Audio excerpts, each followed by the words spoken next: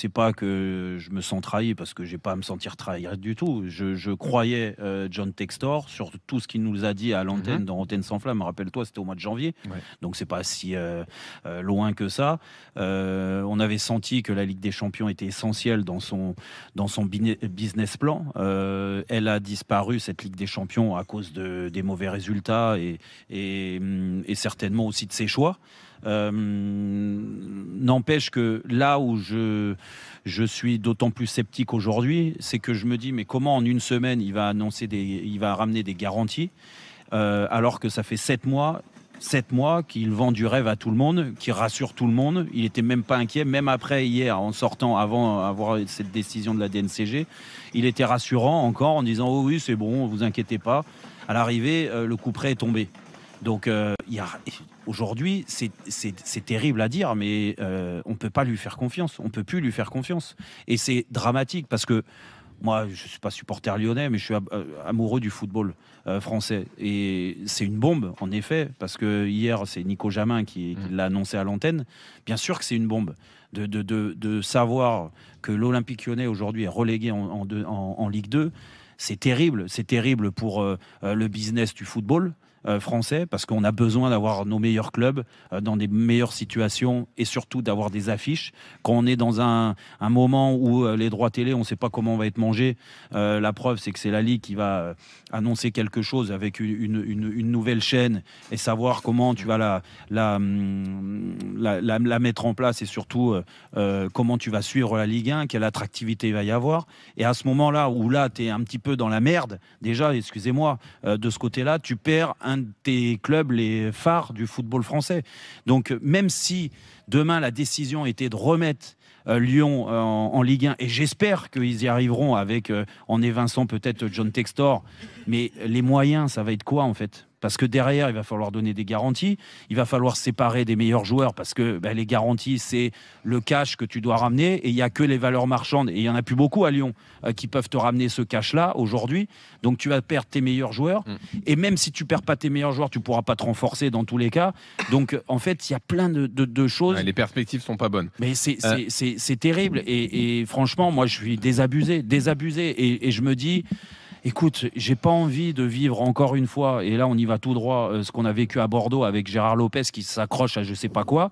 Et ben là, aujourd'hui, j'ai pas envie de voir John Textor qui s'accroche pareil à je sais pas quoi. Là où c'est plus profond aussi, c'est qu'on pouvait se dire au début, bon bah Textor il arrive avec une méthode, c'est ce qu'il nous avait expliqué en janvier, et il faut le temps pour que le foot français s'habitue à son système, sa multipropriété, la façon de faire. Là on a l'impression que dans son système, il est allé au max de ce qu'il pouvait faire, en vendant tout ce qu'il pouvait vendre.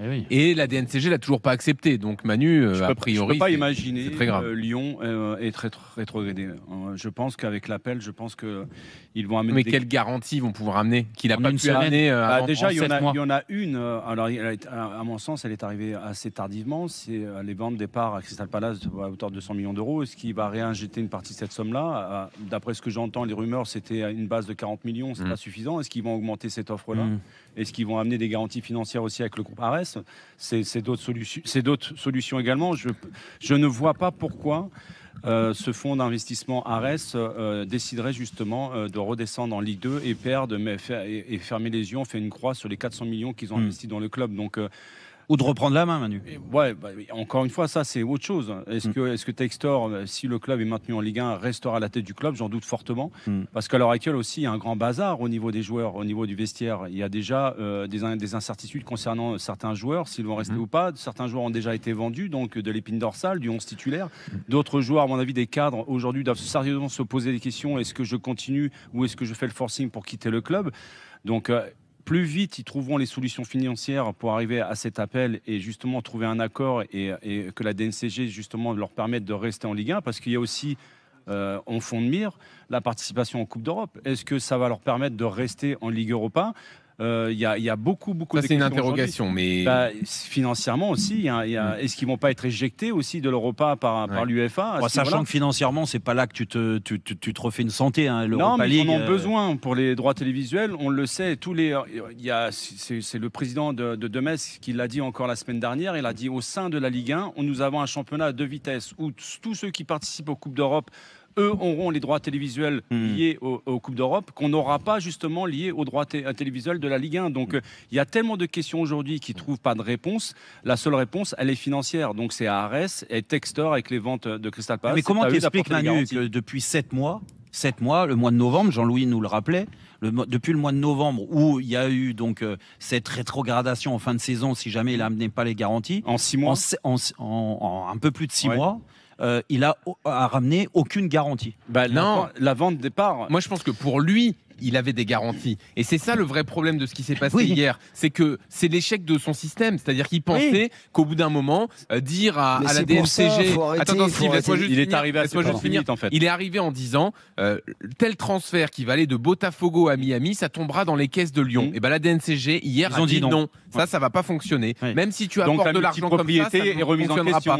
À la John Textor. Exactement. Avec ce fonctionnement-là, mais ça, il le savait. Jean-Louis, il pensait réussir à les convaincre. Oui, mais il le savait au mois de novembre parce qu'il lui avait dit déjà. Oui, mais parce que pour lui, ça servait de garantie. C'est pour ça que nous, quand il est venu au mois de janvier, il pensait qu'avec le transfert de Cherki, avec le transfert de Cherki, la non-reconduction de la Casette, ça ferait des économies et ça suffirait pour passer. Mais ben là, non. Je pense que c'est une grosse erreur. Oui, Steve. Dégagez-moi tout ça. Moi, je suis vraiment désolé. Pour une fois que la DNCG... Alors, j'ai entendu les sages de la DNCG. Ils ont été, je pense, très sympas pendant des années, avec des cabales, avec des rocancours du football qui ont fait de notre football, et on va en parler tout à l'heure, et vous allez comprendre un petit peu sur quoi je vais partir. Mais dégagez-moi tout ça. Et là, je suis vraiment très triste. J'en ai parlé la semaine dernière. L'OL va descendre, je suis très triste, c'est un grand nom du football et tout machin. Mais je suis désolé, mais dégagez-moi tout ça. Il faut nettoyer notre football. Il faut nettoyer notre football de tous ces baltringues. Je suis désolé de le dire. Je suis même pas désolé, je l'assume. Il faut les dégager. Steve, je comprends ce que tu dis, mais c'est le football d'aujourd'hui. Tu fais comment en fait? Non, c'est pas le football d'aujourd'hui. Tu vois, regarde Manu. Non, je suis désolé. Tu vois, regarde. On a un modèle économique qui est en parallèle. Du football en France, je parle que de la France, qui est en parallèle de nous, qui n'a pratiquement pas vendu son âme au diable, que ça soit en termes de droits télé, qui ont mis des règles très bien définies en termes de quotas, le rugby, qui a mis des quotas au niveau des C'est pas les mêmes enjeux financiers, Steve. Exactement. Ah, mais c'est pas les mêmes enjeux financiers. Mais c'est pas les mêmes budgets, c'est pas les mêmes salaires, c'est pas les mêmes trains de vie, c'est pas les mêmes propriétaires. Et donc, on arrive... Alors donc, on part du postulat que c'est pas les mêmes enjeux financiers. C'est pas le même monde, Steve. C'est pas le même monde. Peut-être que c'est vraiment le monde, le vrai monde, c'est peut-être le rugby aujourd'hui. Et au lieu de se dire, ouais, nos cousins, ils nous ont regardés de haut, pardon, on les a regardés de haut pendant des années. Je suis d'accord avec toi, mais tu parles d'un football qui n'existe plus en fait. Mais il n'existe plus, où ça? Et au contraire, on tend vers un football qui veut éliminer ce genre de football. Bordeaux, encadrement de la masse salariale en National 2. Non mais attends, le constat on l'a cité. Non, la question c'est quels autres repreneurs auraient pu être disponibles si c'est pas Gérard Lopez, si c'est pas John Textor. Mais moi je suis désolé, mais ça file en Ligue 2. Des clubs est trop important en fait aujourd'hui. C'est tout, ça file en Ligue 2. C'est tout. C'est tout, mais ça file en Ligue 2. Steve, à une époque où on n'a pas de visibilité sur les droits télévisuels du foot français, qui représente quand même 60-65% justement du budget d'un club. Tu fais comment Continuons comme ça. Mais non, mais je suis d'accord avec toi. Avoir des mecs. C'est quoi la solution alors? On revient en arrière parce que la solution aujourd'hui, c'est quand tu as un train de vie. Non, mais c'est pas ça. Pour parler de Lyon, Steve, on s'améliore. Non, mais Steve, pour parler de Lyon, il y a un train de vie déjà qui est mis en place depuis X années. C'est tout le problème. Et donc du jour au lendemain, tu peux pas arrêter ce train de vie. Donc tu es obligé de vivre. Pourquoi? Parce que c'est le système du foot. Tu peux pas mettre des joueurs qui sont sous contrat. Donc ça veut dire que le système fonctionne, parce que d'après ce que je vous entends, le système du foot fonctionne. Non, on dit pas ça. On dit pas ça. Mais on est d'accord avec ce que tu dis. Mais non, mais pour Lyon, regarde, ça tient pas. Steve, réponds juste à ma question. Tu as des contrats, par exemple, je vais prendre Tolisso. Tolisso, je ne sais pas combien il gagne par mois. En Ligue 2, c'est moins 30%. Non, mais je te parle pas de descendre en Ligue 2. Je te dis quand le club a été vendu à John Textor. D'accord. Donc ces contrats-là, ils existaient. Ce que je veux dire, c'est que si tu vends pas, en effet, là, moi, je suis d'accord avec toi, ne pas vendre à ces fonds d'investissement, à ces multipropriétés comme John Textor. Mais qui va investir de l'argent en achetant l'Olympique Lyonnais, en gardant le même train de vie. Il n'y en a aucun. Il n'y a que les riches Français à Rennes, la famille Arnaud au Paris FC. Je vais te dire quelque chose, Jérôme, de très honnête. Je vais te dire un truc, je ne suis pas Nostradamus. Un jour, j'ai dit, il y a très longtemps, le football est un château de cartes et un jour, ça va s'écrouler. Manu aussi, il a dit. Oui, moi, je te le dis honnêtement, on est au bord du spéculation en gouffre. permanence. Là, on est au bord du gouffre. Donc notre système, continuons. Mais moi, tu sais quoi, je veux bien. Mais on est je suis d'accord avec rêveur toi, comme tout le monde. Steve. Je Mais vais la être que solution, c'est simplement quoi, en supporter. fait Mais oui, c'est quoi la solution? On revient à des sages, et je dis bien des sages, qui ne l'ont pas été quand même pendant des années, qui sont à la DNCG. Nous avons des instances qui doivent reprendre la main sur les repreneurs, sur les investisseurs, sur le contrôle. Mais donc tu perds un club comme Lyon alors. Mais Steve, tu te rends compte qu'on est un des rares pays à avoir une DNCG, à avoir un contrôle au niveau des finances et regarde oui, mais l'état où on est. Là où Steve a raison, c'est que la DNCG n'a pas tout le temps été aussi regardante que là avec Lyon. Oui, on laissait passer et on n'est certaines pas choses des rares parfois. pays, c'est pas ça. C'est qu'on est un des rares pays aussi qu'oscillant. C'est pas pareil. Je voudrais qu'on revienne Parce que à Lyon. quand tu es en Angleterre, tu as une forme de DNCG, mais sauf que tu as 1 milliard de droits télé. Parce qu'ils savent vendre leurs produits. Tu viens de le dire. C'est pas pareil. Sauf que nous, on a mis des baltringues. On a mis des baltringues pendant des années. Si la France a 1 milliard de droits télévisuels, le problème ne se poserait même pas. On va reprendre en plus cette discussion tout à l'heure dans le procès. Mais je voudrais d'abord qu'on donne la parole aux supporters lyonnais. J'imagine comment ils sont dépités. Voilà, eux sont concernés. En colère. Jean nous rejoint au 32-16 dans Rotten sans flamme sur RMC. Salut Jean. Bonjour à tous. Bienvenue Jean. Bon, bienvenue dans Rotten sans flamme. Bon, vas-y. Non, c'est un plaisir. On te laisse t'exprimer. Qu'est-ce que tu penses de cette rétrogradation pour l'instant? Déjà, j'arrive pas à m'en remettre depuis hier. Enfin, c'est flou quoi. Moi, je suis supporter depuis longtemps. J'ai un abonnement au Bad Gun et c'est en train de rendre fou. Et ce que je disais, et on n'était pas d'accord tout à l'heure hors antenne, c'est que du coup, moi, je pense que la Ligue 2, ça pourra remettre pas mal de choses en place, même si financièrement, on va prendre une taffe, mais d'une, c'est peut-être le seul moyen de se débarrasser de Textor, parce que ce qu'il est en train de faire. Pour l'instant, les seuls qui trinquent, c'est les victimes du plan social. Lyon qui a dû réduire son train de vie avec une centaine de départs. Alors peut-être, mais on réduit. Il fallait réduire notre train de vie, mais l'âme qui était en train de se reconstruire un tout petit peu quand Pierre Sage est venu, quand Lacazette est revenu, quand Tolisso, la base lyonnaise. Ça repartait, pareil, ça va bien. Il est sous le coup de la DNCG et du coup il recrute encore cet hiver alors qu'il savait que c'était tendu. On comprend rien au projet en fait finalement. Et donc du coup, vaut mieux qu'il parte, qu'on reparte sur une Ligue 2, qu'on repasse ressortir du centre de formation des jeunes joueurs. Parce qu'il n'y a plus rien qui sort de chez nous. Alors que des talents, on en l'Académie sortait de à Lyon était l'une des meilleures françaises. L'Académie, elle a abandonné complètement. On n'en parle plus de l'Académie lyonnaise. Mais t'en parles plus parce que il n'y a plus d'investissement, c'est tout. Oui, mais justement, l'investissement, on le fait dans des joueurs, alors que dans le centre de formation, il y avait des pépites qui sortaient tous les ans. Oui, là, on est d'accord. Là, maintenant, Fofana, à mon avis, qui avait envie de rester, quand il entend tout ça, je suis pas sûr que maintenant il a envie de rester parce que c'est bramballant. Almeida qui est un super joueur, je suis pas sûr qu'il a envie de rester non plus. Je pense que c'est même plus une question d'envie. Je pense qu'on va leur dire tu pars. C'est même plus une question d'envie de vouloir rester. Et même si on reste en Ligue 1, même si on reste en Ligue 1, je pense que ces joueurs vont partir et qu'au final on va faire une saison de merde. Ouais, ça c'est sûr. Excusez-moi du terme. et que du coup ça va revenir au même quoi, parce qu'on va repartir à zéro.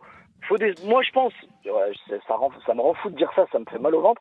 Mais je pense qu'il faut, il y a beaucoup de grands clubs qui sont redescendus en Ligue 2 et qui sont partis plus belles. Bon, et puis ça fait longtemps que vous n'avez pas été champion de Ligue 2. Ouais, mais et puis on aura le derby au moins. Non, il y a beaucoup de grands clubs justement qui végètent en Ligue 2 depuis longtemps. Qui ont du mal à s'en remettre. Ouais, mais Marseille, ils sont pas restés longtemps en Ligue 2.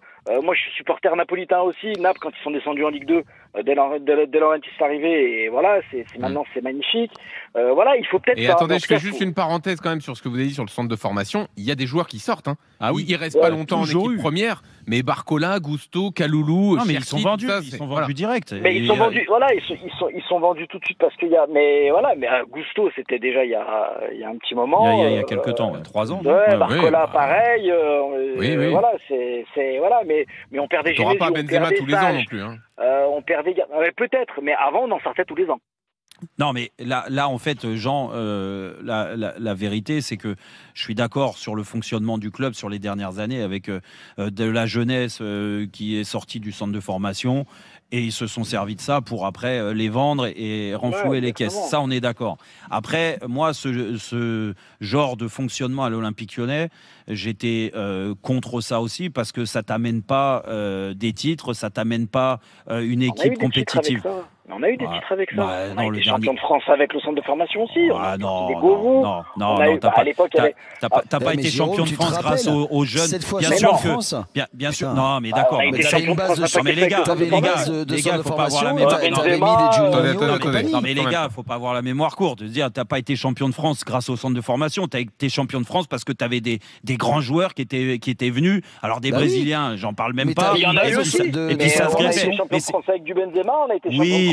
Mais ce que je veux dire, c'est que ces jeunes-là, tu te disais pas, tiens, c'est les jeunes qui te permettent, si tu veux, de gagner des titres. C'est avant tout parce qu'il y avait une base très solide avec des joueurs, des grands joueurs d'expérience et de qualité, de talent, et les jeunes se greffaient et c'était plus facile de progresser avec ces joueurs à côté que d'avoir qu'une équipe de centre de formation. Alors j'entends, la mixité elle est importante. J'entends la mixité elle est importante. Je suis d'accord avec toi. Mais même cette mixité on l'a plus et pour en revenir à autre chose au droit TV, enfin la Ligue 1 elle fait déjà pas rêver. Alors c'est sûr avec l'OL encore moins, mais la Ligue 1 pour la vendre c'est compliqué. Mais non, mais on n'a pas le championnat le plus sexy du monde. On n'a pas le championnat le plus sexy du monde et puis le PSG est tellement au-dessus de tout que derrière il reste que des miettes. Non mais Jean, la vérité, c'est pas parce que tu es supporter de Lyon que je veux te brosser dans le sens du poil. Mais aujourd'hui, si la Ligue 1 perd l'Olympique Lyonnais, c'est dramatique. C'est qu'on se servait, si tu veux, le peu d'attractivité. Mais si la rivalité récente entre Lyon et Marseille. C'est sûr qu'il n'y a pas grand-chose à vendre en Ligue 1. Non mais tu perds Lyon, les chocs l'année prochaine, c'est quoi? Mais c'est quoi? C'est Paris-Marseille? Tout le monde va l'attendre. Il va y avoir le derby du Nord. Peut-être. Metz-Angers. Non, mais bon, après, je veux pas dénigrer d'autres, mais c'est tout. À part Lille-Lens, Lens-Lille, et encore, c'est pas le Paris-Marseille et Marseille-Paris. Monaco-Nice. Monaco, oui, mais c'est tout. C'est déprimant. Les gars, arrêtez. Dans une seconde, on va remplacer Lyon par Reims. C'est triste, et je rajouterai une dernière chose. J'y vois comme un signe vraiment, mais c'est cynique, ironique, ce que je veux dire, et c'est triste avec le décès de Bernard Lacombe qui arrive quasiment pile poil au même moment de la rétrogradation. Je sais pas, j'y vois comme un signe du destin en fait.